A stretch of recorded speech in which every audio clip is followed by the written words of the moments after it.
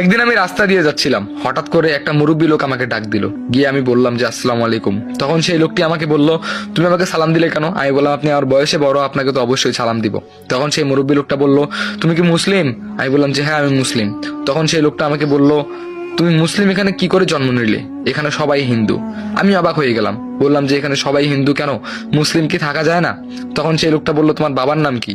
আমি তখন অবাক হয়ে গেলাম, বললাম যে আসলে ছোটবেলা থেকে তো বড় হয়েছি মায়ের কাছে, বাবার নামটা এখনো মা আমাকে বলেনি। আর যখনই বাবার কথা জিজ্ঞেস করতাম তখনই মা আমাকে অন্য একটা কথা বলে এই কথাটা কাটিয়ে দিত, কিন্তু আমাকে কখনো বাবার ব্যাপারে কোনো কিছুই বলেনি। সো আমি আমার বাবার নামটা জানি না। তখন সেই লোকটা বললো, তোমার মায়ের নাম কি? তখন আমি বললাম, আমার মায়ের নাম হলো সুহাসিনী। তখন সেই লোকটা অবাক হয়ে গেল, অবাক হয়ে আমাকে বললো, তুমি এখান থেকে তাড়াতাড়ি চলে যাও, আমার সামনে থেকে সরো তাড়াতাড়ি।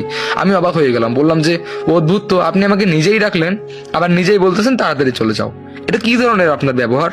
তারপর ওখান থেকে আমি বাসায় চলে গেলাম। বাসায় ফিরে মাকে বললাম, মা ক্ষুধা লাগছে, খাইতে দাও। দেখলাম মা নাই। মা গেল কোথায়? আশেপাশে অনেক মানুষের জিজ্ঞেস করলাম, বললাম যে মা গেল কোথায়? তখন কিছু আন্টি বলল, তোর মা কই যে গেল, এখনো দেখা নাই, যাই হোক একটু পরে হয়তো বা আসবে, বাসায় থাক। আমি বললাম ঠিক আছে। তারপরে আমি বাসায় গিয়ে শুয়ে পড়লাম। 2-3 ঘন্টা পর মা আসলো। মাকে বললাম, মা খাইতে দাও। খাওয়া দাওয়া করলাম। বেশ এরকম করে কয়েকটা দিন কেটে গেল। একদিন আমার মা আমাকে বললো, বাবা তুই বাসায় থাক, আমি 2-3 দিনের জন্য তোর নানু বাসায় যাব, তোর নানু বাসা থেকে আবার ফিরে আসবো, তুই এই 2-3 দিন বাসায় থাকিস, বাইরে কোথাও যাস না। আমি বললাম ঠিক আছে। এই কথা বলে আমিও বাসায় রইলাম, মাও চলে গেল। 2-4 দিন পার হয়ে গেল, মায়ের কোনো খোঁজ নেই। আর এটা আজকালের কথা না, প্রায় অনেক বছর আগের কথা।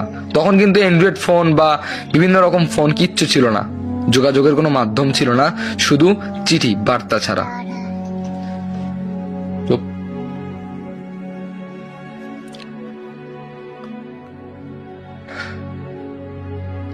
আমি মায়ের সাথে যোগাযোগ করব কিভাবে সেটাও বুঝতেছি না। শুধু 4-5 দিন না, 1 মাস পার হয়ে গেল, মায়ের আর খোঁজ নেই। যাই হোক, আর সহ্য করতে না পেরে ব্যাগ ট্যাগ গুটিয়ে চলে গেলাম। ব্যাগ বলতে কি জানেন, বড় একটা লুঙ্গির মধ্যে কাপড় নিয়ে লুঙ্গিটা বেঁধে একটা বাস ঢুকিয়ে দিছিলাম। তারপরে সেই বাসটা কাঁধে করে নিয়ে চললাম নানুর বাসায়। সেখানে গেলাম, গিয়ে অনেক মানুষকে খোঁজ করলাম যে আচ্ছা এখানে সলিমউদ্দিনের বাসাটা কোন দিকে। তবে সলিমউদ্দিন নামে অনেক মানুষকে দেখিয়ে দিল, কিন্তু আমার নানু বাসার দেখা পেলাম না, আমার মায়ের দেখাও পেলাম না। আমি অবাক হয়ে গেলাম, কি ব্যাপার, এই গ্রামে ছোটবেলা থেকে এসেছি, এই গ্রামের মধ্যে আমি বড় হয়েছি, কিন্তু এই গ্রামের একটা মানুষও আমার নানু বাড়ির ঠিকানা দিতে পারছে না, আর আমাকেও কেউ চিনতে পারছে না। অদ্ভুত একটা বিষয়। আমি সেদিনও এসে গেলাম প্রায় 1-2 বছর আগে, সবাই ভালো ছিল। পাশে রহিম কাকার দোকান ছিল, ওখানে গেলাম, গিয়ে বললাম যে কাকা কেমন আছেন? বললো যে কে বাবা তুমি? আমি অবাক হয়ে গেলাম, বললাম যে আমি আমি আমাকে চিনতে পারছেন না? এই কিছুদিন আগেই তো আপনার দোকান থেকে আমি কিছু জিনিসপাতি নিয়েছিলাম। আর আমার মা কোথায়? এখানে তো আমার নানু বাসাও দেখতে পাচ্ছি না, ওনারা গেল কোথায়? কারো খোঁজ খবর আমি কিচ্ছু পাচ্ছি না। তখন বললো যে বাবা কে তুমি, কে তোমার মা, তোমার মায়ের নাম কি? আমি বললাম সুহাসিনী আমার মায়ের নাম, আর আমার নানুর নাম সলিমউদ্দিন। এই গ্রামেই বাসা, আমি নিজেই বসেছিলাম।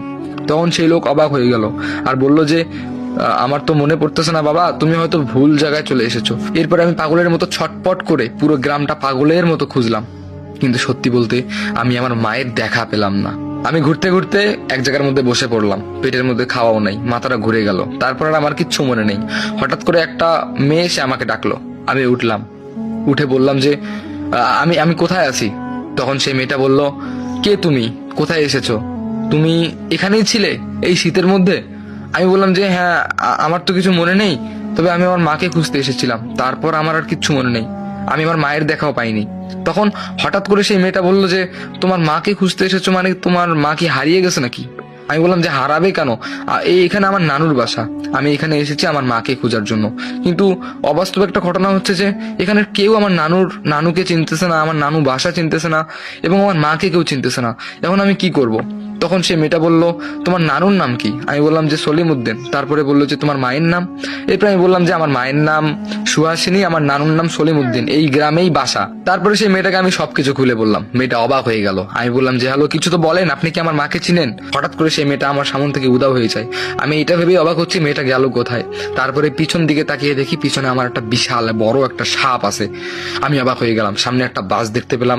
সেই বাসটা আমি দৌড়ে গিয়ে হাতে নিলাম, হাতে নিয়ে চিন্তা করতেছি এই সাপটাকে আমি মেরে ফেলবো, কারণ এই সাপটাকে যদি আমি না মারি তাহলে সাপটা আমাকে ছোবল দিয়ে দিবে। তারপর আমি বাসটা নিয়ে আস্তে আস্তে সাপটার দিকে আগাচ্ছি। যদি সাপটা আমার কোনো ক্ষতি করে তাহলে আমি সঙ্গে সঙ্গে সাপটাকে মেরে ফেলবো। তারপর আমি ভয়ে কাঁপতেছি, ভয়ে কাঁপতে কাঁপতে আমি সাপটাকে বলতেছি, কিরে তুই আমাকে মারবি, তুই আমাকে ছোবল দিবি, আর ছোবল দে, তুই আমাকে ছোবল দে। আমার মাকে খুঁজে পাচ্ছি না, আমার ফ্যামিলির কাউকে খুঁজে পাচ্ছি না, ছোটবেলা থেকে বাবাকে তো পাইনি, আয় তুই আমাকে ছোবল দিয়েই মেরে ফেল। তারপর আমি হাত থেকে বাসটা ফেলে দিয়ে ওখানেই বসে পড়লাম কান্না করতে করতে। আমার আর কিচ্ছু ভালো লাগতেছে না, কেউ নাই, এই সবগুলো মানুষ কেমন যেন অচেনা হয়ে গেছে, কেউ আমাকে চিনতেছে না। কিছুদিন আগে আমি এখানে আসলাম, ওখানে বসে পড়লাম, আমি বসে কান্না করতেছি। হঠাৎ করে মাথা তুলে দেখতে পেলাম সেই মেয়েটা। আমি বললাম যে আরে তুমি এখনই কই থেকে এলে, তুমি তো কিছুক্ষণ আগে ছিলে না, আর ওই সাপটা। তারপরে তাকিয়ে দেখলাম সাপটাও নাই, সাপটা গেল কোথায়, আমি অবাক হয়ে গেলাম। তখন সেই মেয়েটা আমাকে বলল, তুমি তোমার মাকে খুঁজতেছো? আমি বললাম যে হ্যাঁ। তখন সেই মেয়েটা বললো, আমি তোমার মা। আমি বললাম যে কি বলেন আপনি, আপনি আমার মা? কান ফাটাই ফেলবো আপনার, কি বলেন এগুলা, পাগল ছাগলের মতো কথা। তখন সেই মেয়েটা আমাকে বলল, এখন যে সাপটা দেখলেন, সাপটা আমি, আর আমি তোমার মা। আমি অবাক হয়ে গেলাম, বললাম যে পাগল হইছে এটা, কি বলে সাপ হয়, আবার হয় নাকি মা? ধুর, আপনার কাছে মাপও চাই, দোহাও চাই, আপনি এখান থেকে যান আর আমার পিছু ছাড়েন, আমি যাই আমার মতো, ঠিক আছে? এমনি আমি পাগল হয়ে যাইতেছি, আরে এই কি বলতেছে। তারপরে আমি ওই মেয়েটার কথা না শুনে হাতের মধ্যে বাসটা নিলাম, নিয়ে আমি আমার মতো হাঁটা শুরু করলাম। কিছু দূর গেলাম, যাওয়ার পরে সেই মেয়েটা আবার ডাক দিল। এরপরে আমি ভয়ে ভয়ে পিছনে তাকিয়ে দেখলাম ওই মেয়েটা নাই, ওটা আমার মা দাঁড়িয়ে আছে। এখানেই কিন্তু গল্প শেষ নয়, গল্প আরো অনেক বড় আছে।